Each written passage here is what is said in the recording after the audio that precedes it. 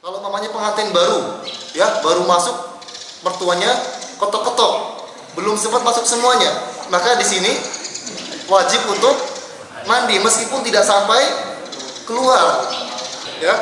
Karena di antara para ulama, ya, sebagian ulama seperti mazhab Abu Hanifah, Imam Abu Hanifah di sini, bahwa mazhab Hanafiyah mengatakan bahwa orang yang berhubungan badan, ya, orang yang berhubungan badan selama belum sampai mengeluarkan air mani, maka orang ini tidak perlu untuk mandi, namun dia hanya wajib untuk wudhu saja. Ini menurut Imam Abu Hanifah. Namun jumhur ulama mengatakan bahwa orang yang berhubungan badan, baik keluar maninya ataupun tidak keluar air maninya, maka wajib untuk mandi junub, mandi besar.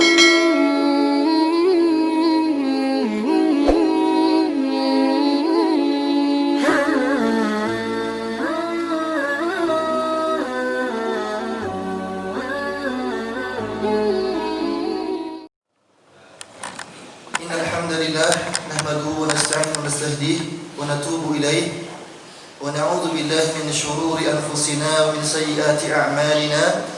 من يهده الله فلا مضل له ومن يضلل فلا هادي له أشهد أن لا إله إلا الله وحده لا شريك له وأشهد أن محمدا عبده ورسوله لا نبي بعده اللهم صل وسلم وبارك على نبينا محمد وعلى آله وصحبه ومن تبعهم إلى يوم القيامة أما بعد Alhamdulillah jamaah hadirin dan hadirat yang dirahmati Allah Ta'ala, Allah masih berikan kepada kita nikmat yang begitu banyak. Di antara nikmatnya kita dikumpulkan pada pagi hari ini untuk melaksanakan ketaatan-ketaatan kepada Allah dan dalam rangka thalabul ilmi.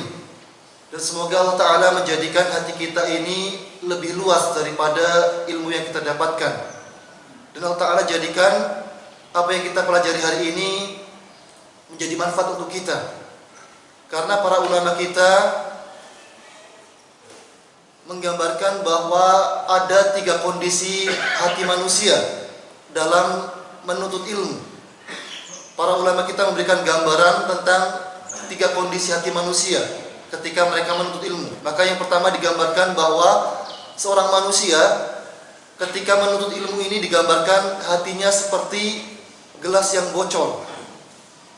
Ketika menuntut ilmu seperti gelas yang bocor. Jadi ketika mendengarkan ilmu akan masuk melalui telinga kanan, keluar telinga kiri. Bahkan ada yang mungkin masuk telinga kanan, keluar telinga kanan lagi karena mental, ya, karena tidak menerima dengan ilmu yang disampaikan oleh ustadznya. Kemudian yang kedua, gambaran hati yang kedua digambarkan seperti gelas yang kotor. Jadi ketika gelas ini kotor, ketika seorang menuntut ilmu karena hatinya kotor, maka ilmu ini tidak bisa dimanfaatkan oleh orang yang menuntut ilmu ataupun tidak bisa dimanfaatkan oleh orang lain. Karena kalau gelas kotor, biasanya orang mau minum ogah-ogahan. Ini gelas kotor, ngapain saya minum dari gelas ini? Kemudian yang ketiga digambarkan oleh para ulama, gambaran orang yang menuntut ilmu, hatinya digambarkan seperti gelas yang bersih, sehingga gelas ini bisa dimanfaatkan oleh siapa saja. Semoga Allah Ta'ala jadikan hati kita pada pagi hari ini dan setiap kita menuntut ilmu dijadikan oleh Allah Ta'ala senantiasa menjadi hati yang bersih, dan Allah Ta'ala luaskan hati kita sehingga kita bisa menuntut ilmu dan menerima ilmu ini dengan sebaik-baik penerimaan. Taib jamaah yang dirahmati Allah Ta'ala, pada pertemuan yang lalu kita telah membahas mengenai masul kufain, ya, mengusap 2 sepatu. Maka insya Allah pada pagi hari ini kita akan melanjutkan pembahasan dari kitab Fikih Muyassar mengenai pembahasan masalah mandi. Masalah mandi ini termasuk masalah yang urgent, masalah yang penting, karena mandi ini berhubungan dengan sah tidaknya ibadah kita. Dan banyak orang yang acuh tak acuh tidak peduli dengan masalah mandi ini. Maka ini termasuk masalah yang penting yang harus kita pelajari dari fikih ibadah kita, karena ini berhubungan langsung dengan keabsahan ibadah kita. Baik. Jamaah yang dirahmati Allah Ta'ala, mengenai mandi ini sudah saya bagi ke dalam beberapa poin. Poin yang pertama adalah makna mandi. Maka secara bahasa, mandi ini diambil dari kata bahasa Arab yang berasal dari kata al-ghuslu, yaitu meratakan air ke seluruh tubuh. Ini secara bahasa. Adapun secara syar'i, mandi adalah meratakan air ke seluruh tubuh dengan menggunakan air yang suci, dengan niat yang khusus diniatkan untuk beribadah kepada Allah Ta'ala. Ini makna mandi secara, definisi mandi secara syar'i adalah meratakan air ke seluruh tubuh dengan menggunakan air yang suci, dengan niat yang khusus diniatkan untuk beribadah kepada Allah Ta'ala. Jadi mandi di sini, karena dalam agama kita mandi ini tidak asal mandi. Mandi ini dibagi menjadi 3 macam. Ada mandi kebiasaan, kemudian mandi yang kedua adalah mandi yang sifatnya sunnah, kemudian yang terakhir adalah mandi yang sifatnya wajib. Maka untuk mandi yang sifatnya mandi biasa, ini kita boleh mandi menggunakan apa saja. Tata caranya pun tidak diatur dalam agama Islam. Adapun untuk mandi yang sunnah dan mandi yang wajib ini, maka tata caranya diatur dalam agama kita. Jadi tidak sembarangan asal mandi. Kalau kita mandi yang biasa, boleh kita dari awal mandi kita menggunakan sabun, kita mandi di bak, air bak ini kita kasih sabun seperti di hotel-hotel. Biasanya kan di hotel tuh ada tempat mandinya pakai bak. Kita kasih sabun dari awal. Kalau untuk mandi biasa ini sah. Namun untuk mandi yang wajib dan mandi sunnah, ini ketika kita mencampurkan air sabun dari awal mandi, maka ini tidak sah. Maka di sini ada ketentuannya. Untuk mandi wajib dan mandi sunnah ini ada ketentuan yang harus dipenuhi. Nah, mengenai hukum mandi ini, maka para ulama sepakat, semua ulama sepakat dari segala mazhab, semuanya sepakat bahwa mandi besar ini hukumnya wajib jika telah memasuki waktu sholat. Jadi kalau belum mau sholat, ini kita belum wajib mandi. Makanya kalau umpamanya ada sepasang suami istri berhubungan badan, maka ketika berhubungan badan di malam hari, ini tidak langsung wajib mandi. Mandi wajib ini ketika pasangan suami istri ini ingin melaksanakan sholat. Jadi kalau kita berhubungan badan umpamanya jam 10 malam, kok rasa-rasanya dingin, maka boleh diakhirkan menjadi ketika kita ingin sholat subuh nanti, ketika masuk waktu sholat subuh. Karena sebagaimana Allah Ta'ala firmankan dalam surat Al-Ma'idah ayat 6, Ya ayyuhalladzina amanu idza qumtum ila shalah, wahai orang-orang yang beriman, jika kalian akan melaksanakan sholat, faghsilu wujuhakum wa aydiyakum ilal marafiq, sampai selesai. Dan dilanjutkan, wa in kuntum junuban fatahharu, dan jika kalian dalam kondisi junub maka mandilah. Jadi wajib mandi ini baru wajib ketika kita ingin melaksanakan sholat. Begitu juga hadis-hadis dari Nabi SAW ini sangat banyak menerangkan tentang kewajiban mandi.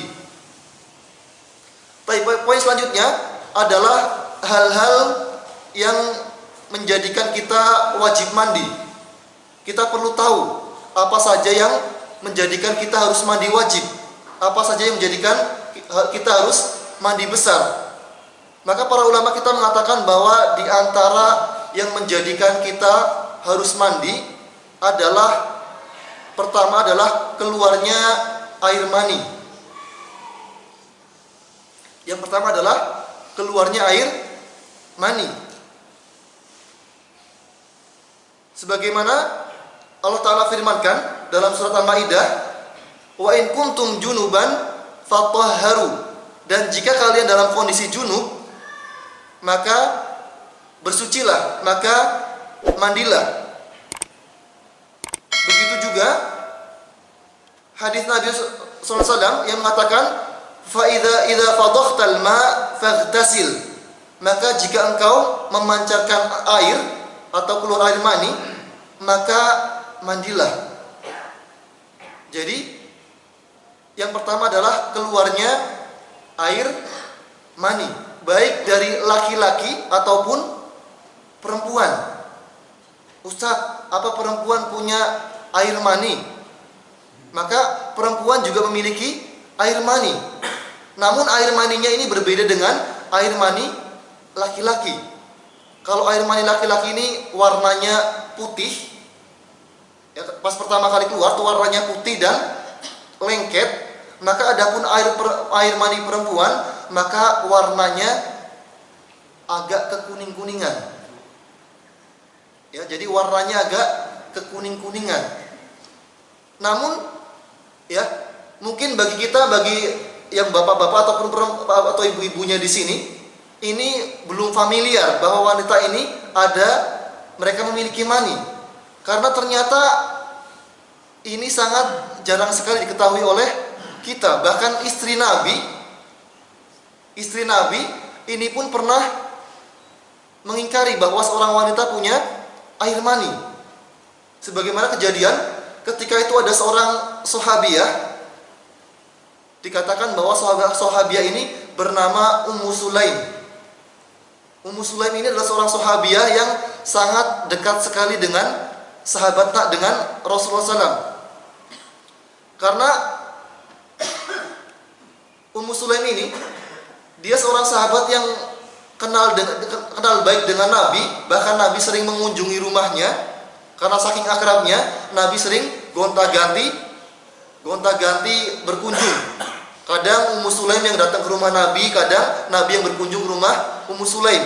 Sehingga ketika bertanya untuk masalah-masalah yang privasi, Ummu Sulaim sudah tidak malu lagi karena dianggap sebagai keluarga. Maka suatu ketika Ummu Sulaim bertanya kepada Rasulullah, "Ya Rasulullah, wahai Rasulullah, ra'atil mar'atu fi manamiha hal 'alaiha ghusl?" Seorang wanita dia bermimpi basah. Seorang wanita mimpi basah, apakah dia wajib mandi? Maka ketika Ummu Sulaim bertanya kepada Rasulullah, ternyata ada salah seorang istri Nabi yang bernama Ummu Salamah.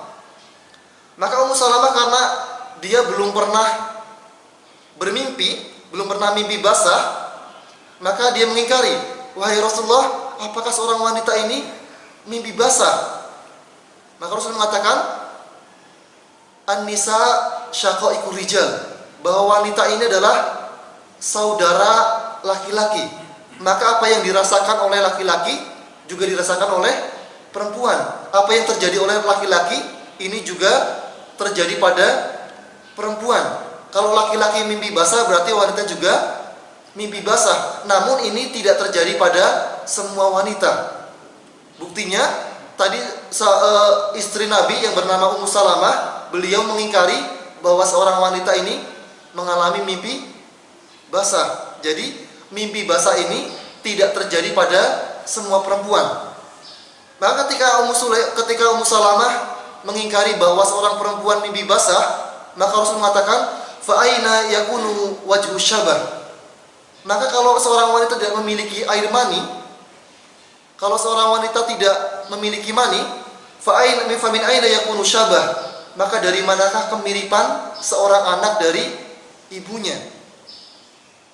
Ya, jadi kalau ada seorang anak kok lebih mirip ibunya daripada bapaknya, maka ini yang dominan adalah air mani perempuan.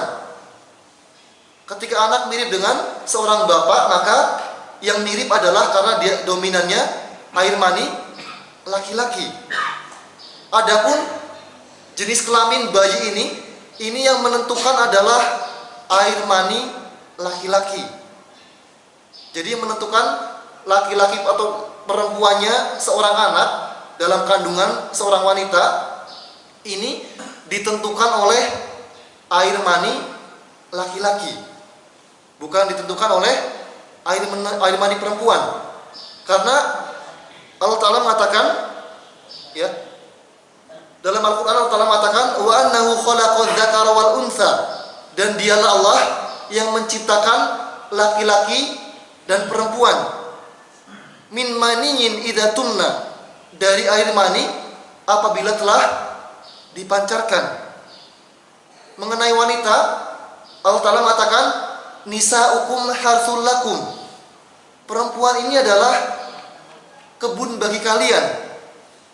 Maka kalau kita mau punya tanaman durian, kira-kira kita nanam singkong jadi nggak Pak?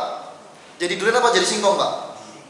Jadi singkong. Maka dari ayat ini para ulama mengatakan bahwa mengenai laki-laki dan perempuannya, mengenai kelamin bayi janin ini ditentukan oleh mani laki-laki. Adapun perempuan ini sama seperti ladang, sama seperti kebun. Kebun kalau ditanami singkong ya tumbuhnya singkong. Kebun kalau ditanami pete ya keluarnya pete. Maka di sini yang menentukan jenis kelamin laki-laki dan perempuan ini ditentukan oleh maninya laki-laki. Ya. Masalah mengenai posisi yang menentukan apakah nanti bayinya laki-laki atau perempuan, ini hanya menurut penelitian saja. Tidak ada dalil yang menyatakan mengenai jika posisi ini maka yang lahir adalah anak laki-laki, jika posisinya begini adalah anak perempuan. Ini hanya berdasarkan penelitian dari para ulama atau penelitian para ahli. Jadi yang menentukan mengenai laki-laki atau perempuannya jenis bayi ini adalah maninya laki-laki. Ya. Nanti bagi yang ingin punya anak laki-laki atau perempuan nanti bisa konsultasi sama dokter ya, jangan konsultasi sama saya. Saya hanya membaca perkataan para ulama saja. Nah, jadi seorang wanita ini juga memiliki mani sebagaimana laki-laki. Ya. Nah, kemudian yang kedua yang mewajibkan kita mandi, yang kedua adalah jima. Ya, jadi penyebab kedua yang mewajibkan kita mandi, yang kedua adalah berhubungan badan antara laki-laki dan perempuan. Sebagaimana sabda Rasulullah, "Idza jalasa baina syu'abihal arba' wa masal khitan al-khitan wajibal ghusl." Jika seorang suami duduk di antara 4 cabang istrinya dan khitan telah bertemu dengan khitan, wajibal ghusl, maka telah wajib untuk mandi. Yang kita bedakan antara yang pertama dengan yang kedua, karena yang pertama ini ketika mani keluar ini tidak harus dengan jima. Ya, ini pembahasan kita agak agak dewasa sedikit ya, karena ini memang perlu disampaikan. Agak dewasa sedikit karena memang ini perlu disampaikan, karena di sini kayak saya lihat banyak yang masih muka-muka masih jomblo ya. Jadi perlu belajar, atau sudah tidak jomblo tapi sudah sering ya. Jadi di sini ini harus disampaikan. Nah, maka yang kedua di sini adalah jima. Kenapa dibedakan? Karena yang pertama di sini ini ketika keluar mani ini dikatakan oleh para ulama adalah saripati dari makanan yang kita makan. Ini akan terkumpul, maka jika saripat dari makanan ini yang kita makan ini akan terkumpul jika tidak keluar dalam waktu lama. Ya, jika makanan yang kita makan ini saripatinya terkumpul, maka jika tidak digunakan, maka suatu waktu pasti akan keluar, baik dengan cara dikeluarkan ataupun keluar sendiri. Dikeluarkan di sini maksudnya berhubungan badan ya, atau keluar sendiri dengan melalui mimpi. Maka di sini jima ini termasuk yang menjadikan kita wajib mandi besar. baik jima ini ya sampai keluar air maninya ataupun tidak keluar air mani. Dan jima yang mewajibkan kita mandi adalah jima apabila apabila kepala kemaluan laki-laki ini hilang di dalam, masuk secara sempurna di dalam kelamin perempuan. Ya maaf saya gambarkan ya. Jadi kalau umpamanya ya, ini umpamanya punya laki-laki ya, ini punya perempuan umpamanya. Nah, kalau kepalanya, ini kepalanya, kalau kepalanya sudah masuk seperti ini, walaupun tidak masuk semuanya, hanya kepalanya saja yang masuk, maka ini sudah wajib untuk mandi. Kalau umpamanya pengantin baru, ya baru masuk, mertuanya ketok-ketok, belum sempat masuk semuanya, maka di sini wajib untuk mandi meskipun tidak sampai keluar. Ya, karena di antara para ulama, ya, sebagian ulama seperti mazhab Abu Hanifah, ya, Imam Abu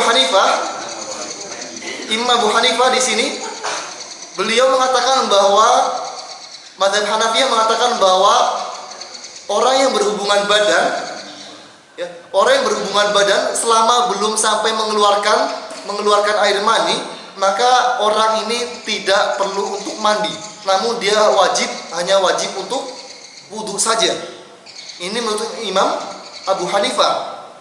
Namun jumhur ulama mengatakan bahwa orang yang berhubungan badan, baik keluar maninya ataupun tidak keluar air maninya, maka wajib untuk mandi junub, mandi besar. Karena Aisyah, istri Rasulullah SAW, ketika beliau ditanya, suatu ketika di zaman Umar bin Khattab, ya, di zaman Umar bin Khattab ada seorang laki-laki yang mendatangi Umar bin Khattab. Ketika Umar bin Khattab menjadi khalifah, maka laki-laki ini datang kepada Umar bin Khattab menanyakan mengenai masalah orang yang bersenggama, kemudian tidak sampai keluar air maninya, apakah dia wajib mandi? Maka karena banyak para sahabat yang bahkan Umar bin Khattab ini beliau berpendapat bahwa mandi ini tidak wajib bagi seorang laki-laki yang bersenggama tanpa keluar air maninya. Maka Umar bin Khattab ketika ditanya, beliau juga bingung apakah wajib mandi atau tidak. Maka akhirnya beliau mengumpulkan para sahabat. Beliau mengumpulkan sahabat Ali, beliau mengumpulkan sahabat Utsman bin Affan. Maka sahabat Ali mengatakan, tanyalah Ummul Mukminin, tanyalah kepada Aisyah, dia lebih paham dengan permasalahan ini karena beliau yang langsung berhubungan dengan Rasulullah. Karena pada awal syariat Islam, ya, di awal Islam ini orang yang mandi junub, orang yang berhubungan badan ketika tidak keluar air maninya, ini tidak wajib untuk mandi. Sebagaimana suatu ketika Rasul pernah mendatangi rumah seorang sahabat. Maka Nabi datang kemudian ke rumah salah seorang sahabat, beliau mengetuk pintu sahabat ini, tok tok tok. Maka Nabi mengucapkan salam, Assalamualaikum. Ditunggu nggak keluar-keluar. Ya. Kemudian karena sahabat ini pengantin baru, ya, maka sahabat ini kemudian dia ditungguin sama Nabi di depan rumahnya. Ditunggu lama kok nggak keluar-keluar. Akhirnya sahabat ini keluar dari rumah beliau dalam kondisi rambutnya basah. Maka Nabi mengatakan, la'allana a'jalaka. Kayaknya saya bikin kamu buru-buru sehingga kamu tidak sempat keluar. Nabi tahu, ya, maka karena dia pengantin baru, maka Nabi mengatakan, semoga barangkali saya membuat kamu buru-buru. Maka Nabi mengatakan, kalau kamu berhubungan badan dan tidak sampai keluar air mani, maka kamu tidak wajib untuk mandi. Namun ini adalah ketika dalam permulaan Islam. Maka orang yang berhubungan badan di permulaan Islam dahulu tidak sampai mandi, dan ini dijadikan sebagai dalil oleh Imam Abu Hanifah. Maka adapun ketika di akhir Islam, di akhir ketika Nabi sebelum wafat, maka Nabi berhubungan badan bersama Aisyah dan tidak keluar, maka Nabi ketika itu mandi walaupun tidak keluar air maninya. Jadi dibedakan ya, yang pertama tadi keluar air mani secara mutlak baik dari laki-laki ataupun perempuan, dan ketika air mani ini keluar ya, maaf tadi saya lupa dalam pembahasan pertama keluarnya air mani, bahwa para ulama mensyaratkan ketika air mani ini keluar tidak berhubungan badan maksudnya, maka di sini disyaratkan ketika dalam kondisi sadar, dalam kondisi kita melek, maka disyaratkan bahwa ketika air mani ini keluar diwajibkan mandi dengan dua syarat. Yang pertama adalah disertai dengan tadafuk. Air ini memancar, air ini muncrat. Karena sifatnya air mani dari laki-laki adalah muncrat. Maka kalau tidak muncrat, maka tidak wajib untuk mandi. Kalau umpamanya air maninya netes seperti air, maka ini tidak wajib untuk mandi. Kemudian yang kedua, syarat yang kedua adalah disertai dengan rasa nikmat. Kalau dalam kondisi melek, dalam kondisi sadar, keluar air mani, namun tidak disertai dengan rasa nikmat, maka di sini tidak wajib untuk mandi. Adapun dalam kondisi kita tidur, maka para ulama semuanya sepakat orang yang tidur ketika bangun melihat ada bekas air mani, maka orang ini wajib untuk mandi meskipun baik dia merasa disertai dengan rasa nikmat ataupun tidak disertai dengan rasa nikmat. Karena ada sebagian orang ketika tidur ini seperti patung ya, nggak digoyang-goyang, nggak bangun-bangun, nggak kerasa apa-apa. Maka ketika ada seorang bangun tidur mendapati ada basah di celananya atau celananya menjadi kaku ya, karena air mani ini punya ciri-ciri, yaitu ketika dia basah aromanya seperti aroma bunga kurma ya. Para ulama kita mengatakan bahwa ada aroma khusus. Insya Allah semuanya sudah tahu ya? Belum? Ya nanti kalau mimi basah silahkan dipegang, dicium ya. Karena saya nggak bisa kasih contoh di sini ya. Maka punya aroma yang khusus, atau ketika masih basah dia punya aroma yang khusus, dan ketika kering, ketika mengenai pakaian, maka pakaiannya akan menjadi agak kaku. Beda halnya dengan air mani. Air mani kalau kena pakaian, maka pakaiannya tetap lemes. Namun kalau air mani terkena pakaian dan sampai kering, maka pakaiannya akan menjadi agak sedikit kaku. Ya, maka para ulama mengatakan jika ada seseorang ketika dia bangun tidur, baik dia merasa nikmat atau tidak merasa nikmat, maka dan mendapati ada bekas mani, maka dia wajib untuk mandi. Ya, jadi tidak ada syarat khusus dalam orang yang tidur. Nah, kemudian yang ketiga, syarat yang ketiga yang menjadikan seorang wajib mandi, yang ketiga adalah masuk Islam. Ini syarat yang ketiga adalah masuk Islam. Maka para ulama kita, jumhur ulama, mayoritas ulama mengatakan bahwa orang yang kafir ketika masuk Islam maka wajib untuk mandi. Atau orang yang murtad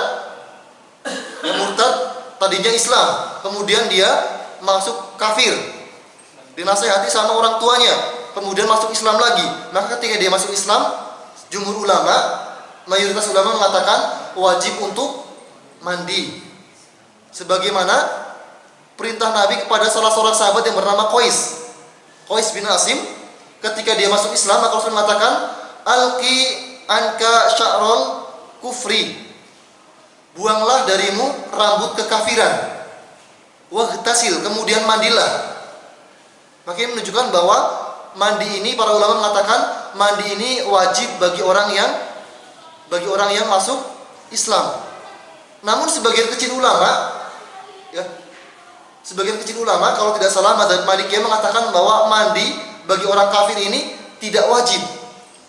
Karena banyak para sahabat dahulu ketika masuk Islam ini tidak diperintahkan oleh Nabi untuk mandi besar.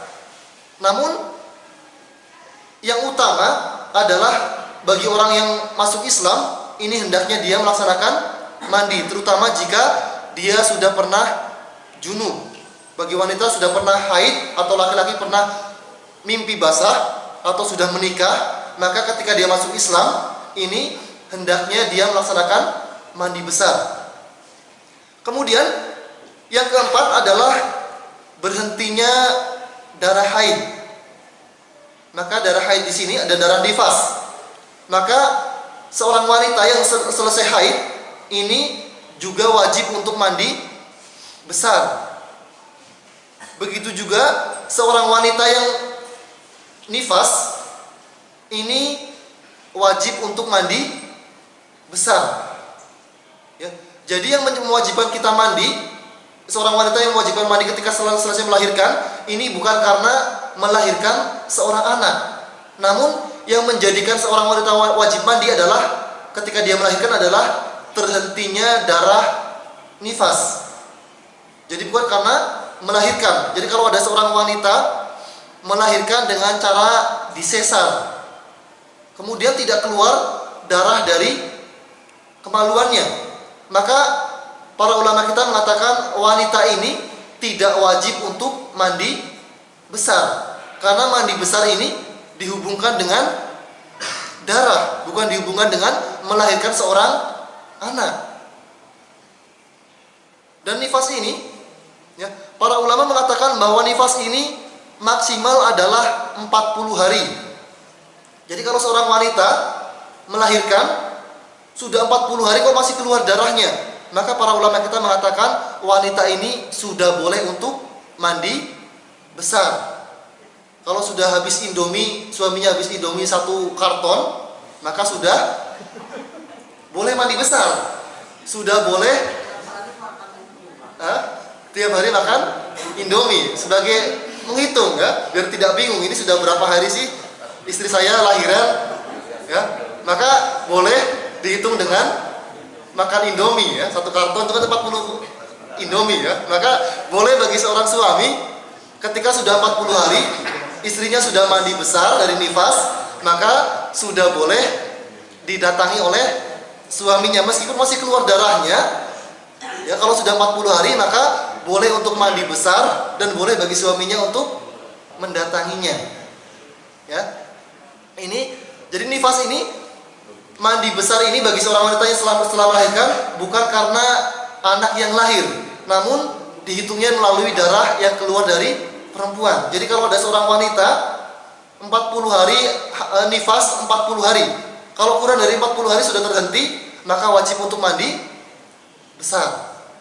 Baru 2 minggu setelah melahirkan kok sudah terhenti darahnya, maka wanita ini wajib untuk mandi besar dan sudah wajib untuk melaksanakan sholat.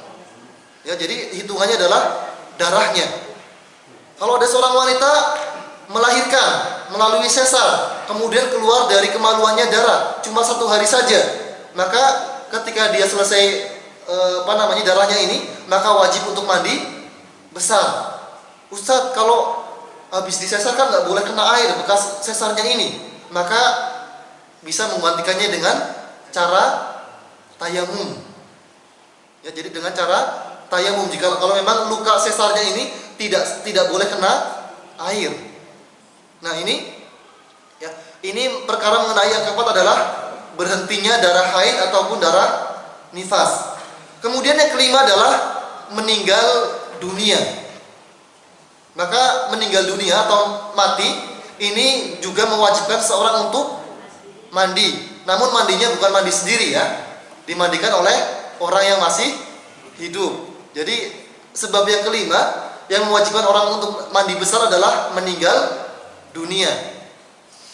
Maka sebagaimana sabda Nabi kepada orang yang memandikan putri beliau, memandikan Zainab, Rasul mengatakan, "Ighsilna, mandikanlah dia."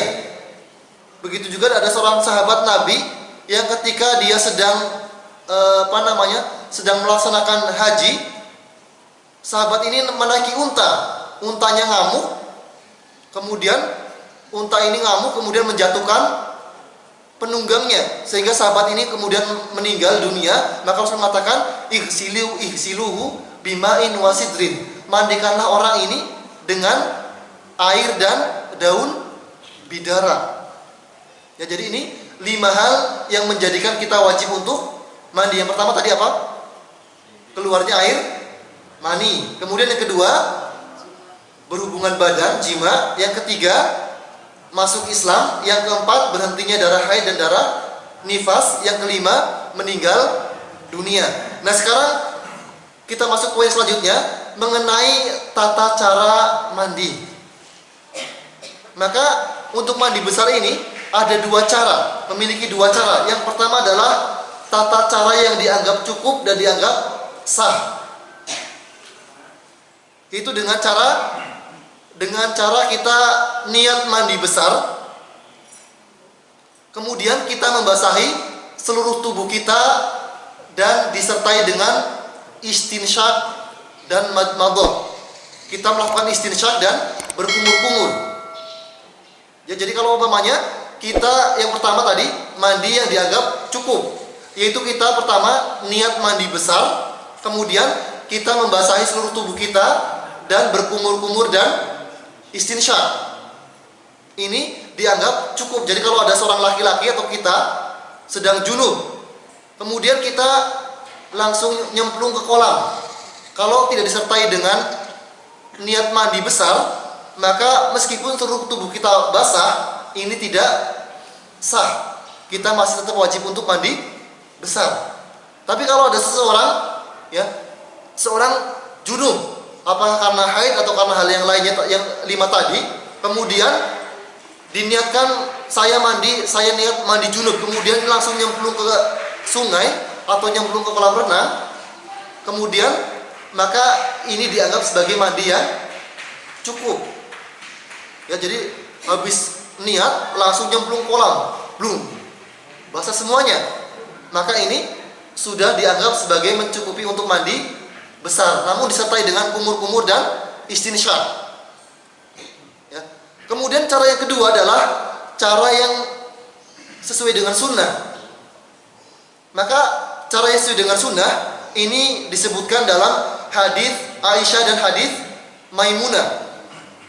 Ya, tidak saya bacakan hadisnya karena lumayan panjang, maka saya contohkan saja ya, karena kalau tidak dicontohkan ini agak susah.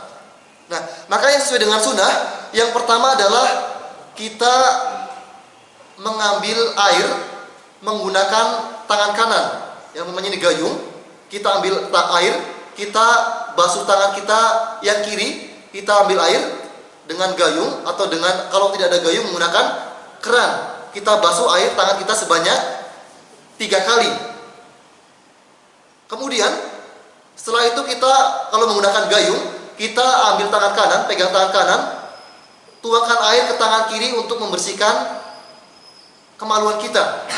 Kita basuh kemaluan kita atau bagian yang terkena kotoran tadi, terkena terkena air mani atau yang lainnya, kita bersihkan menggunakan tangan. Ya. Kemudian setelah itu kita cuci tangan. Ya, setelah cuci tangan 3 kali, kemudian kita bersihkan tadi kemaluan tadi, kemudian kita cuci tangan lagi, kita ambil air, kemudian kita dalam hadis Maimunah dikatakan bahwa Nabi dahulu memukulkan tangannya ke tanah, seperti ini, digosok-gosokkan ke tanah. Ya. Kalau tidak ada tanah, maka bisa digantikan dengan sabun. Ya, karena sabun ini biasanya air mani ini kan lengket. Kalau masih basah, kena tangan kita, kemudian dikenakan air, maka biasanya akan lengket. Maka dikatakan kalau tempat mandinya ada tanahnya, maka kita gosok-gosokkan di atas tanah. Kalau tidak ada, kalau kamar mandinya sudah pakai keramik, sudah pakai lantai, maka kita menggunakan sabun. Nah, setelah ini kita berwudu sebagaimana kita wudu untuk sholat. Ya, cara yang kedua adalah kita setelah mencuci tangan tadi pakai sabun atau pakai tanah, kita berwudu sebagaimana wudhu untuk sholat, berkumur-kumur, kemudian cuci muka, cuci tangan sampai siku, kemudian mengusap kepala, kemudian membasuh kaki. Setelah itu kita kita basahi tangan kita, masukkan ke baik pakai keran atau masukkan langsung ke dalam gayung. Kita kita usap-usap kepala kita seperti ini ya, sampai ke kulit sebanyak 3 kali. Setelah itu diguyurkan air ke kepala sebanyak 3 kali ya. Kemudian setelah itu kita guyur sebelah kanan, meratakan air ke seluruh badan, ke sebelah kanan terlebih dahulu ya. Setelah membasuh kepala 3 kali, biur. Setelah ini baru meratakan air ke tubuh sebelah kanan, ambil air, biur atau pakai keran ya, pakai shower, maka sebelah kanan terlebih dahulu. Kemudian setelah itu sebelah kiri. Kalau sudah seperti ini, baru boleh mengenakan sampo dan sabun. Ya, jadi mengenakan sampo dan sabunnya ini diakhirkan, karena kalau dari awal sudah mengenakan sampo, ini menjadikan airnya tidak suci. Ya, karena air yang bercampur dengan benda, dahulu di pembahasan masalah air yang bercampur dengan benda yang suci dan menyatu, tidak bisa dipisahkan, maka air ini berubah menjadi air yang tohir, air yang suci dan tidak mensucikan. Maka kalau sudah dari awal sudah kita campur dengan sabun, maka ini tidak sah digunakan untuk mandi junub. Ya, jadi mandi memakai sampo dan sabunnya ini setelah kita meratakan seluruh tubuh dengan air. Setelah itu kita pastikan bahwa air ini telah sampai ke lipatan-lipatan kulit, baik ini ketiak atau sela-sela jari, atau kita selangkangan, atau lipatan di lutut kita, belakang lutut kita yang ada lipatan. Maka di sini harus dipastikan bahwa air telah sampai ke lipatan-lipatan ini. Maka inilah tata cara mandi yang sesuai dengan sunnah Rasulullah SAW. Jadi pertama tadi cuci tangan 3 kali, kemudian mencuci kemaluan dengan tangan kiri. Setelah itu mencuci tangan kiri menggunakan tanah atau dengan sabun. Setelah itu kita ambil air, kita gosok-gosok kepala kita, rambut kita sebanyak 3 kali. Kemudian setelah itu kita siramkan air ke kepala kita 3 kali. Setelah itu kita mengalirkan air ke bagian sebelah kanan. Setelah itu sebelah kiri, kita pastikan air telah sampai ke lipatan-lipatan kulit. Maka kalau seperti ini, maka sudah dianggap sah dan sesuai dengan sunnah Rasulullah SAW. Nah, kemudian adapun bagi seorang wanita atau bagi laki-laki yang rambutnya panjang, maka sini diberikan keringanan bagi seorang wanita untuk tidak melepas ikatan rambutnya. Kalau seorang wanita yang berambut panjang ketika mandi besar, maka ketika rambutnya digerai, tidak diikat, maka ini harus basah semua. Namun ketika rambutnya diikat, apakah dikepang atau digelung, maka di sini ini cukup hanya dengan menyiramkan air sebanyak 3 kali, tidak usah digosok-gosok, cukup dengan menyiramkan air 3 kali, ya. Kemudian menyeratakan air ke seluruh tubuh. Ini para ulama kita mengatakan khusus untuk mandi dari berhubungan badan. Adapun untuk mandi dari haid dan nifas, maka seorang wanita harus membasahi seluruh tubuhnya. Tidak boleh hanya mengikat rambut, tadi diikat rambutnya ketika mandi haid, tidak boleh rambutnya diikat, rambutnya harus basah semuanya. Ini untuk wanita yang haid. Adapun untuk wanita yang berhubungan badan, maka di sini diberikan keringanan dengan cara boleh hanya menyiramkan air sebanyak 3 kali dengan cara rambutnya diikat. Ya, ini tata cara mandi bagi wanita. Kemudian selanjutnya, atau masih lama Pak? Masih lama. Ini kita lanjutkan. Kalau masih lama, kita lanjutkan dengan poin selanjutnya mengenai mandi yang sunnah. Tadi ya, dalam agama kita mandi dibagi menjadi 3, ada mandi biasa, ada mandi wajib, ada mandi sunnah. Ya. Maka mandi sunnah ini dianjurkan, ada yang pertama adalah ketika hari Jumat. Maka mandi Jumat di sini ini sifatnya adalah sunnah. Dan Jumat ini adalah salah satu keistimewaan yang Allah berikan kepada umat Islam. Ya, hari Jumat ini adalah hari di mana orang-orang non-Muslim, orang-orang Yahudi, orang-orang Nasrani, mereka iri dengan kita, umat Islam. Salah satunya adalah mereka iri dengan hari Jumat. Dalam sebuah hadis Rasul mengatakan bahwa orang-orang Yahudi, ya wal Nasrani, ya sudunana alal Jum'ah wa ala ta'min. Orang Yahudi mereka iri dengan kita dengan beberapa hal. Yang pertama adalah dengan hari Jumat. Orang Yahudi mereka ingin hari raya mereka, hari ibadah besar mereka adalah hari Jumat. Namun Allah Ta'ala jadikan mereka memilih hari Sabtu. Orang Nasrani mereka ingin ibadah besar mereka ini adalah hari Jumat. Namun Allah Ta'ala jadikan mereka memilih hari Ahad, hari Minggu. Maka Allah Ta'ala menjadikan umat Islam ini memilih hari Jumat sebagai hari raya. Dan ternyata hari Jumat ini sudah ada ibadah hari Jumat, sholat 2 rakaat. Ini sudah ada ketika di zaman jahiliyah. Ya, jadi hari Jumat ini sudah ada, dikenal oleh orang-orang Arab zaman dahulu.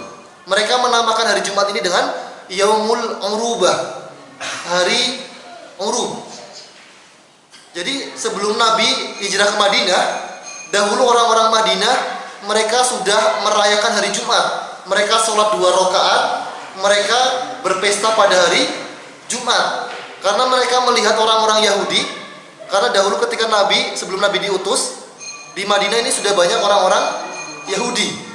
Maka orang-orang Madinah, penduduk Madinah, mereka ketika melihat orang-orang Yahudi beribadah pada hari Sabtu, mereka juga ingin punya hari yang sama, punya hari besar yang dikhususkan untuk makan-makan, digunakan khusus untuk beribadah. Maka orang-orang sahabat yang berada di Madinah, dahulu mereka berkumpul pada hari Jumat, mereka memotong binatang, mereka menjamu sahabat-sahabat yang lainnya, dijamu makan, kemudian mereka melaksanakan sholat 2 rakaat sebelum Nabi hijrah ke Madinah. Ya, maka para sahabat dahulu mereka mengkhususkan hari Jumat ini sebagai hari untuk menjamu sahabatnya, digunakan sebagai tempat untuk beribadah. Nah, maka karena hari Jumat ini adalah hari berkumpul, maka para sahabat dahulu mereka melaksanakan mandi. Maka para ulama mengatakan bahwa mandi Jumat ini sifatnya adalah sunnah. Kapan dimulai mandi? Maka untuk hari Jumat ini, mandi ini dimulai dari ba'da subuh.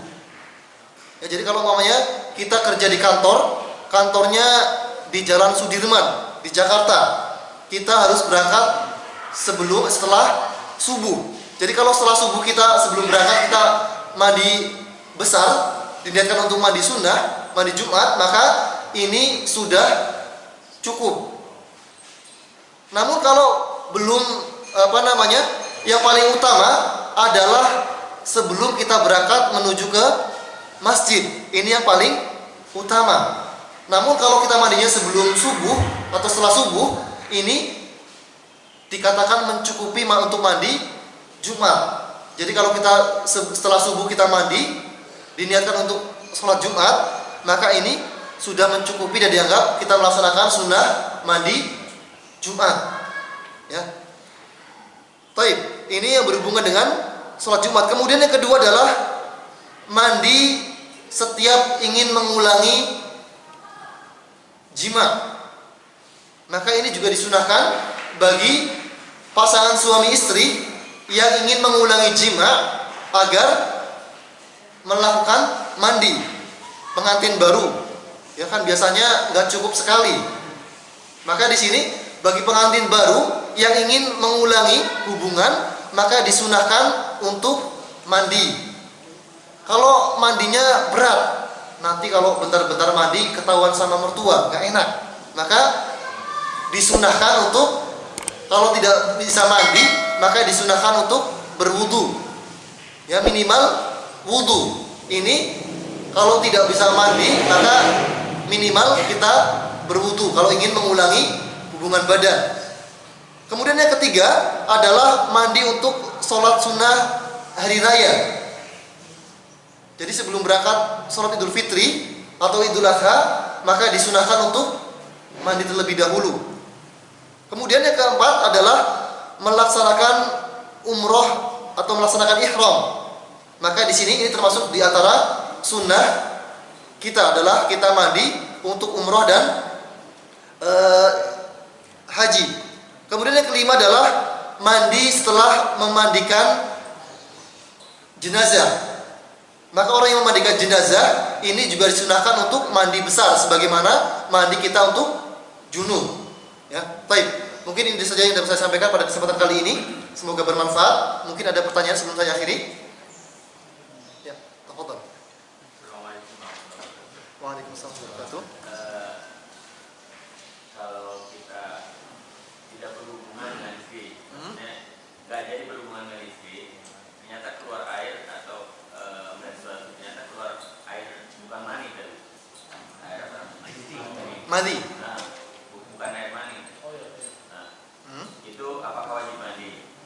Nah, terus yang kedua, ketika kita mau mandi junub.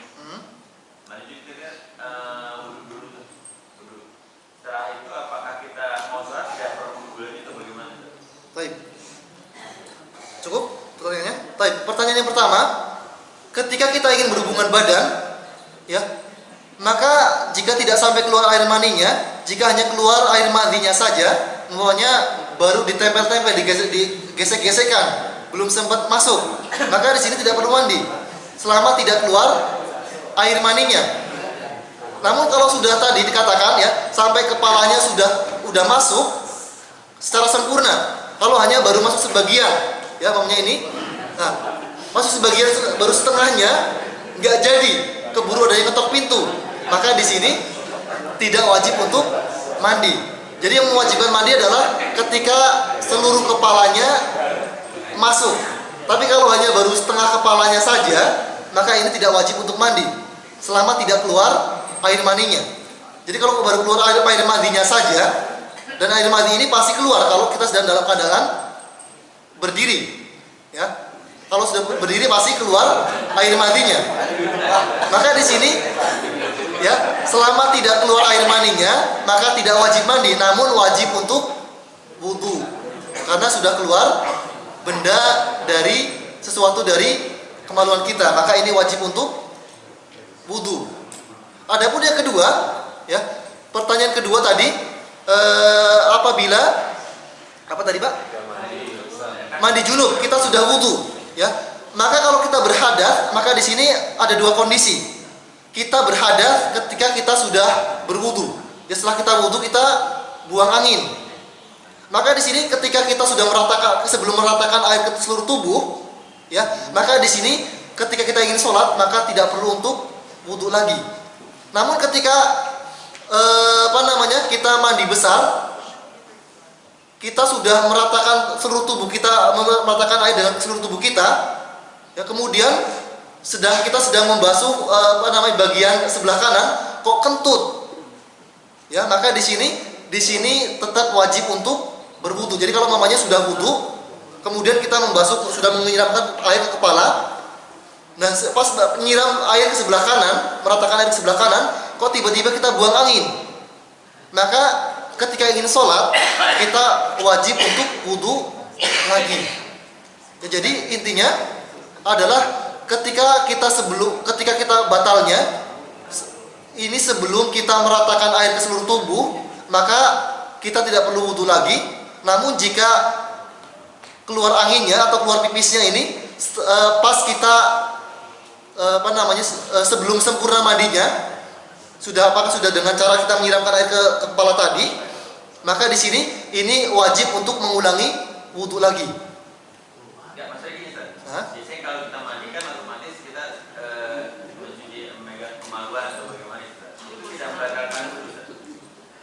Di sini kalau saya pribadi ya, saya lebih condong pada pendapatnya Imam Malik yang mengatakan bahwa menyentuh kemaluan selama tidak disertai dengan syahwat, maka ini tidak membatalkan wudu. Saya pribadi lebih condong karena di sini mengenai menyentuh kemaluan ada 3 pendapat.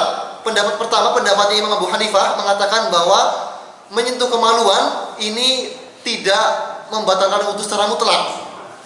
Jadi mau menyentuh kemaluan pakai apapun, mau pokoknya menyentuh, diapa-apain, pokoknya selama tidak keluar air maninya, maka tidak membatalkan wudu. Ini menurut Imam Abu Hanifah. Pendapat yang kedua, bahwa menyentuh kemaluan ini membatalkan wudu secara mutlak, baik disertai dengan syahwat ataupun tidak syahwat. Ini pendapat Imam Syafi'i. Pendapat yang ketiga, pendapatnya Imam Malik yang mengatakan bahwa jika disertai dengan syahwat maka membatalkan wudu, namun jika tidak disertai dengan syahwat maka tidak membatalkan wudu.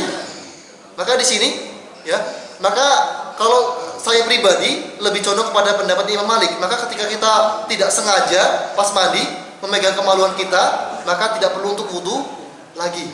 Tapi kalau kita sekarang sedang mandi kok keluar air pipisnya atau keluar anginnya, maka di sini ini kita wajib untuk berwudu lagi ketika ingin sholat.